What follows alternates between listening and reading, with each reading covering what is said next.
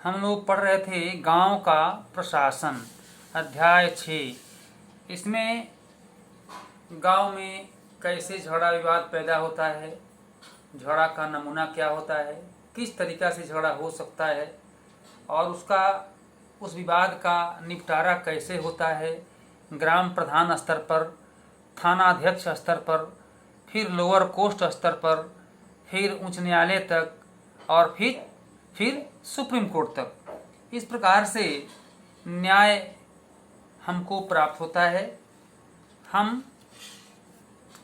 मोहन एक किसान है, उसका विवाद कैसे खड़ा होता है।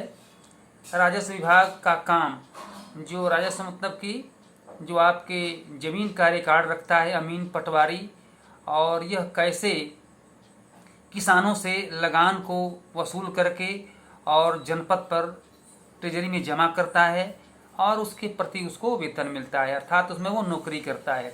पुलिस का क्षेत्र क्या है? पुलिस का क्षेत्र अपने हलके में, इलाके में, तहसील में कैसे लोगों को सेवा प्रदान करता है और कैसे वो जो समस्या है उसका निपटारा करता है, चोरों इत्यादि।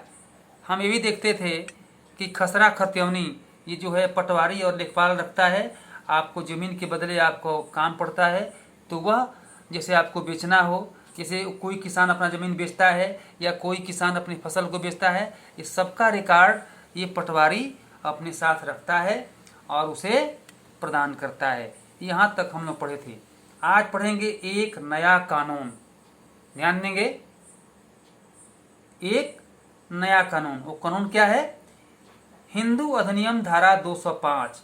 इसमें क्या किया गया भैया बहनों? इस हिंदू अधिनियम 205 में ये व्यक्त किया गया कि कोई भी, जैसे किसी पिता का पुत्र या बेटी या उसकी पत्नी, अपने संपत्ति में उसका बराबर हक बन सकता है। जब हम उन किसानों के बारे में सोचते हैं जिनके पास ज़मीन है, तो आम तौर पर हमारे ध्यान में पुरुष होते हैं। महिलाओं की हैसियत खेतों के काम में एक मददगार भर की मानी जाती है। उनके बारे में ज़मीन के मालिक के रूप में कभी नहीं सोचा जाता। अभी तक कई राज्यों में हिंदू औरतों को परिवार की ज़मीन में हिस्सा नहीं मिलता था, ठीक है। लेकिन अब जो नियम अधिनियम बना, इसमें इनको बराबर हिस्सा देने का कानून बना। उनके जैसे ज़मीन में हिस्सा नहीं मिलता था। पिता की मृत्यु के बाद ज़मीन बेटों में बांट दी जाती थी। हाल ही में यह कानून बदल दिया गया और बदल करके एक नए कानून के रूप में यह व्यक्त किया गया कि बेटों, बेटियों और उनकी मां को ज़मीन में बराबर हिस्सा मिलेगा। यह कानून सभी राज्यों और केंद्र शासित प्रदेशों में भी लागू होगा। इस कानून से बड़ी संख्या में औरतों को फायदा होगा। उदाहरण के लिए, सुधा एक खेतिहर परिवार की सबसे बड़ी बेटी है और वह शादीशुदा है और उसके पास के गांव में रहती है। एक गांव में रहती है। अपने पिता की मृत्यु के बाद सुधा अक्सर खेती के काम में मां का हाथ बटाने जाती है और उसकी मां ने पटवारी से कहा कि ज़मीन पर अब बेटे के साथ साथ उसका और दोनों बेटियों का नाम भी रिकॉर्ड में आ जाए। इस प्रकार से सुधा की मां बड़े आत्मविश्वास के साथ छोटे बेटे और बेटी की मदद से खेती का काम संभालती थी और सुधा भी इसी निश्चिंतता में जी रही थी और कि ज़रूरत पड़ने पर वह अपने हिस्से की ज़मीन से काम चला सकती है। इस प्रकार से वह जो है, सुधा को भी उसकी ज़मीन में उसका हिस्सा मिला।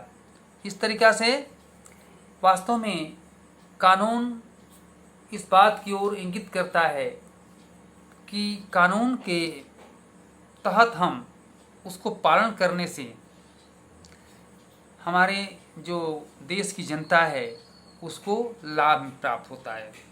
कानून के परे होने से हम अधिनियम के और हम जो गलतियां हैं, जो दंड है, उसके शिकार में हम फंस जाते हैं।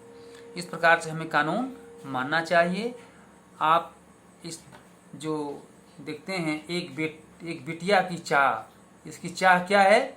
विरासत में मिला यह घर, पापा को अपने पिता से यही घर मिलेगा, मेरे भैया को मेरे पिता से, पर मैं और मेरी माँ हमारा क्या? बता दिया गया है मुझे पिता के घर में हिस्से की बात।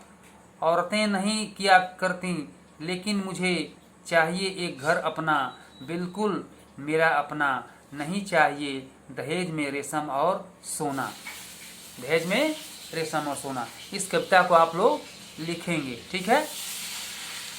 और लिखने के बाद इसे जो प्रश्न आपको दिया जाएगा, प्रश्न का उत्तर लिखने के लिए तो इसका उत्तर आप लोग लिखेंगे। अन्य सार्वजनिक सेवाएं एक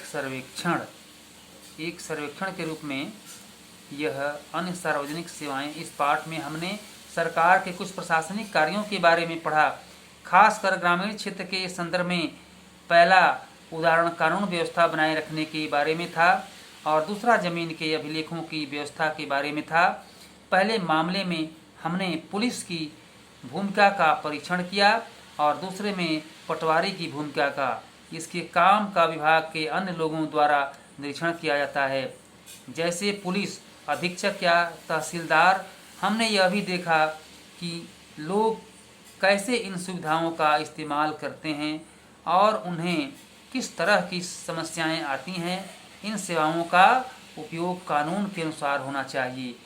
आपने संभवतः सरकार के अन्य विभागों द्वारा दी जा रही सार्वजनिक सेवाओं को देखा होगा। इस प्रकार से हम गांव के अंतर्गत होने वाले समस्याओं का निपटारा कैसे होता है, इस चीज़ को हमने पढ़ा।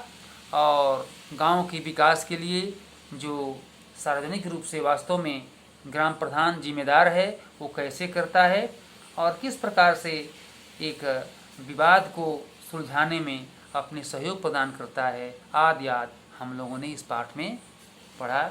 इस तरीक़ा से पाठ संपन्न की ओर है। हम लोग एक बार अपने घर पर भी इस पाठ को पढ़ेंगे और प्रश्नों का उत्तर लिखेंगे। कल आपको इस प्रश्न का उत्तर भी दिया जाएगा। धन्यवाद।